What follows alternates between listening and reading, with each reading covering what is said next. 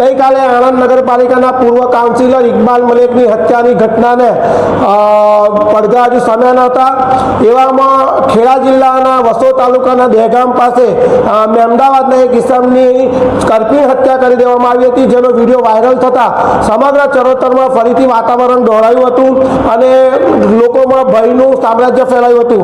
ઘટનાની હકીકત એવી છે કે સલીમુદ્દીન રહેમુદ્દીન મલિક કે જો મૂળ અમદાવાદના વતની છે, તેમણે કોઈ 3 વ્યક્તિઓને ઉછીના રૂપિયા આપેલા, જેની લેતી દેતીના કિસ્સામાં બંને વચ્ચે તકરાર થતા ગઈકાલે તેમને બોલાવી વસો નજીક દહેગામ પાસે આવેલા રણછોડપુરા નામના પરામાં તેમની ચક્કાના ઘા મારીને હત્યા કરી દેવામાં આવી હતી।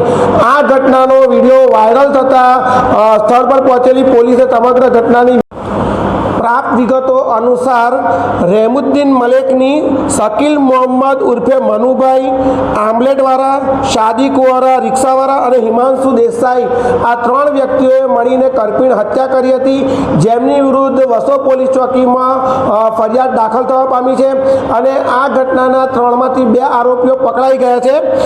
पोलीसना जणाव्या अनुसार पैसानी लेती बेती बाबतमां आ करपीण हत्या करवामां आवी हती। आम चरोतરમાં सतत बीजी घटना थता समग्र चरोतर पंथक में हाहाकार मची जवा पाम्यो हतो। Diu mirror news Anand.